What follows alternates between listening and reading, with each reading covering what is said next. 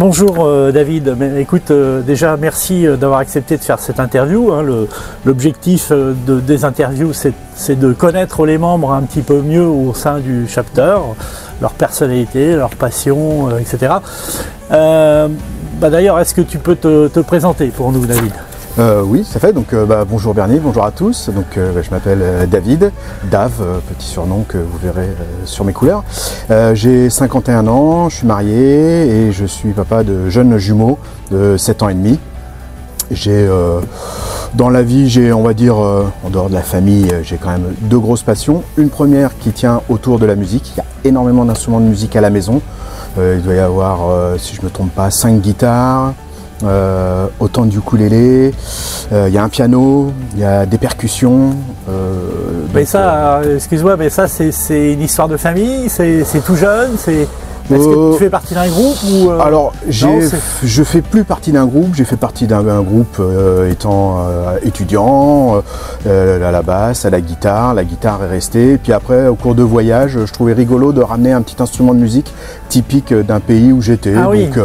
Donc il y a un côté collection. Voilà, il y a un côté collection, j'ai une flûte en bois qui sonne faux, mais bon, a priori qui doit être un peu typique du pays où je l'ai ramené, je ne sais plus de quel pays d'Asie.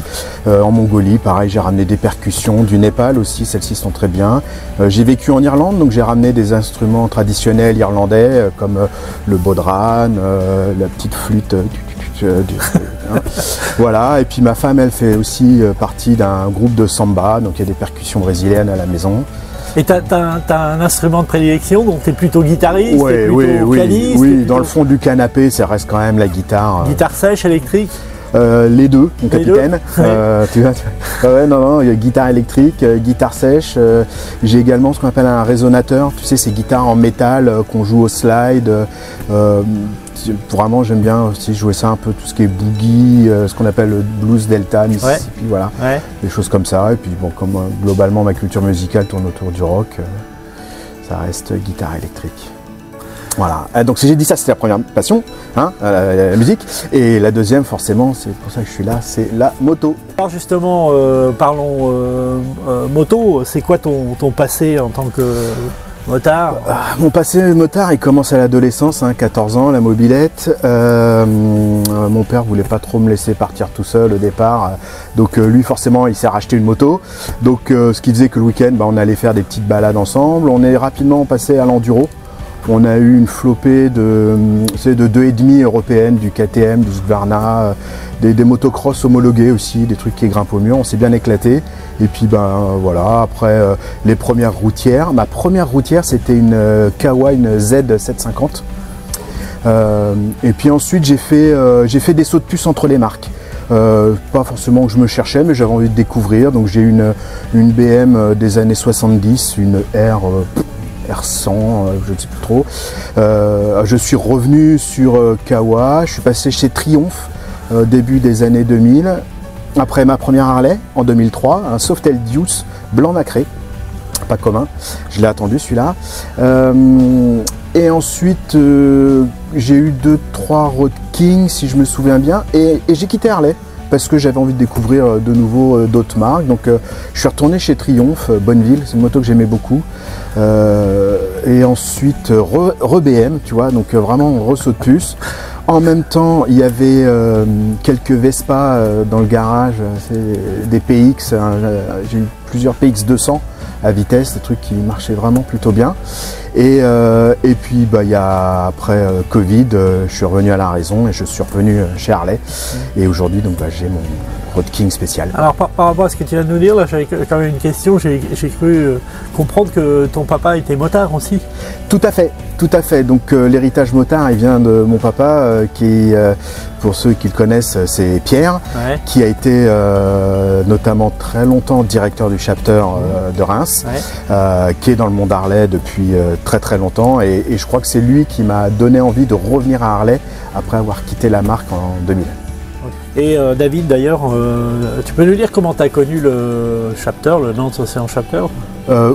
Oui, tout à fait. Alors, déjà, il faut se remettre un petit peu en historique. Jusqu'en 2020, 2021 peut-être. En fait, j'avais jamais eu envie de rouler trop en groupe, ça m'intéressait pas. J'aimais bien rouler avec des copains, mais je ressentais pas le besoin de faire partie d'une association, voilà, ce sentiment d'appartenance. Et puis, donc comme je vous ai dit, j'ai la chance, mon papa a fait partie longtemps du chapter de Reims, donc ce qui m'arrivait de temps en temps en tant que membre associé de venir, de participer à des événements. Et du coup, c'est en participant à un Red Bull, juste après le Covid d'ailleurs.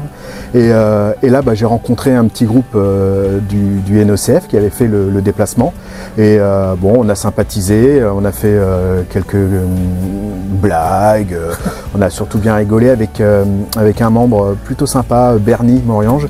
Je me souviens très bien de ce qui s'est passé. Ah oui, l'anecdote du doigt. Voilà. Du doigt ensemble dans Bernie, le verre de vin. C'est ça, Bernie s'était blessé au doigt et puis s'était rincé le doigt dans le verre de vin et j'avais mis mon doigt avec dans le verre de vin pour dire que désormais on était frères de sang. Et donc ça c'était fin août, le Red Bull. Et puis 2 mois plus tard, je passais au chapter pour valider mon inscription.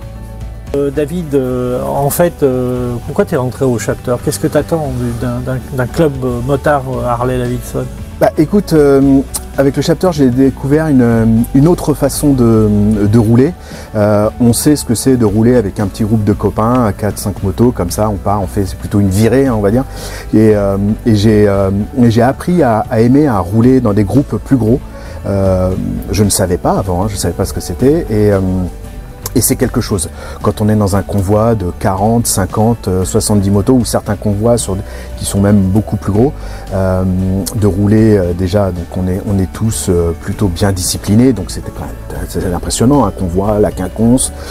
On est en sécurité parce que la plupart de nos sorties sont quand même extrêmement bien encadrées. Donc ça aussi, c'est ce sentiment de sécurité, de savoir qu'il y a des gens qui prennent soin de nous, il y a une certaine bienveillance.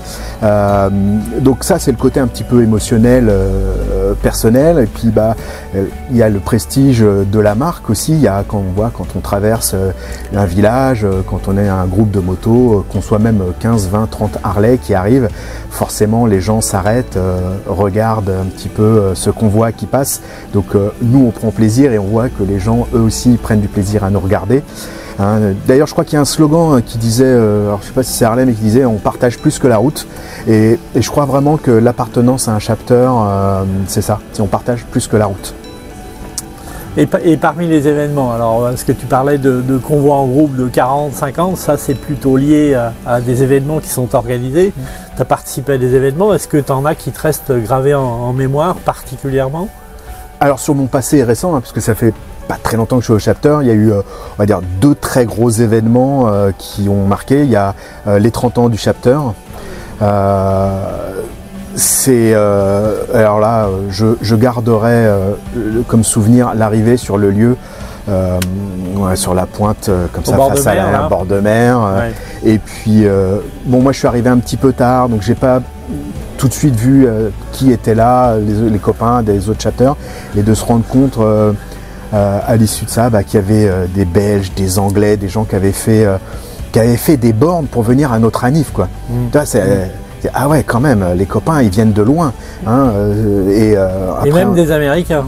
Il y avait des Américains, et quand tu vois après, quand on a fait les BB18 en Vendée, de se retrouver à une table avec des gens qui viennent d'Annecy, faut la faire là, il n'y a pas d'autoroute directe. Alors je dis Annecy, mais tous les copains qui viennent de partout de France, encore là aussi, on avait des Anglais, nos copains de San Francisco aussi.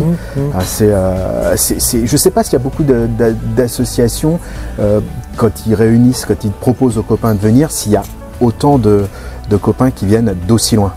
Ouais, c'est-à-dire que c'est vraiment des, comme on dit dans le milieu de la moto Harley, c'est presque des frères. Et ils n'hésitent pas à faire 700 bornes ou 800 bornes, quelquefois sous la pluie, pour passer 2-3 jours entre copains, parce que c'est ça, c'est surtout la camaraderie, l'esprit et l'ambiance camaraderie. Et c'est ça qui fait qu'ils viennent volontairement. C'est ça. Quand tu discutes avec des Anglais, ils en ont pour plus longtemps de trajet que pour l'événement sur place. Le temps de prendre le bateau, traverser. Donc c'est vraiment quelque chose qui est vraiment chouette et que j'apprécie beaucoup. Tu viens de parler des événements, des bébés, etc.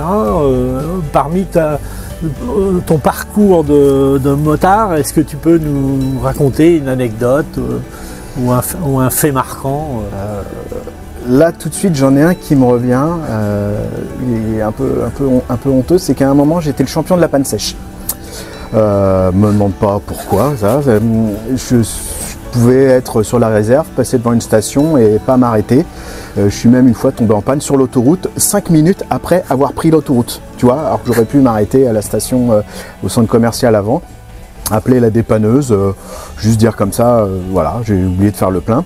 Et je me souviens, on est en balade avec un petit groupe de copains du côté, dans des vignes, en 2005, 2006, je sais plus. En tout cas, j'ai mon doute. Et panne sèche. Panne sèche, à l'époque les smartphones ça n'existe pas, donc t'as pas ton GPS sur ton téléphone, on sait pas trop où on est, et puis là, coup de bol extraordinaire, un copain se dit « mais attends, j'ai un copain qui est agriculteur pas loin », et il a pris la moto, il est allé faire un petit tour comme ça, il est allé jusqu'à la ferme voisine. Effectivement, c'était bien la ferme de son copain qui nous a dépanné d'un petit bidon d'essence et puis aller faire le plein. Alors je rassure tout de suite, road captain, chapter, cette époque est révolue. Maintenant je fais bien le plein avant chaque sortie, je fais le plein quand on me demande de faire le plein et la moto, voilà, elle ne tombe plus en panne. Une belle anecdote. Alors David, on va se livrer à notre petit jeu de fin d'interview habituel avec 3 questions. Si tu devais être un acteur, tu serais qui? Alors, Gérard Jugnot ou peut-être Ben Stiller, tu sais, l'acteur qui est trop déconneur pour être pris au sérieux, pour être crédible dans un rôle sérieux, alors que j'ai le potentiel. D'accord, donc tu peux être sérieux et ouais, chaque chose en son temps. Oui, okay. Oui Bernard. Ok. Si tu devais être une ville étrangère alors? Alors là, tout de suite, celle qui me vient, c'est justement c'est Denver. Et Denver, c'est les tout carrés, les bien perpendiculaires, bien en ordre, bien parallèles. Et puis d'un coup d'un seul, tu prends le temps de regarder un petit peu plus. Et puis derrière, tu vois les montagnes du Colorado. T'as le côté un petit peu, voilà, ouais. Les belles choses. Ouais. Si tu devais être un film? Sans hésitation, Rabbi Jacob. Rabbi Jacob. Parce que tu vois, c'est le genre de film, même si tu l'as vu 50 fois et que les blagues elles sont éculées, que tu as Antoine, et ben tu rigoles toujours devant les blagues de Rabbi Jacob. Ok. Et ben c'est vrai. Alors on va terminer maintenant par une phrase ou une citation que tu apprécies ou qui te correspond. Tout vient à point à qui sait t'attendre. Ouais. Pourquoi alors?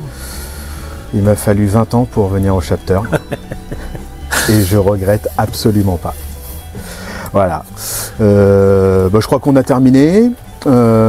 Merci de m'avoir écouté. Merci Bernie de m'avoir donné l'opportunité de réaliser cette interview. Je vous dis à bientôt sur les ondes, sur la route ou ailleurs.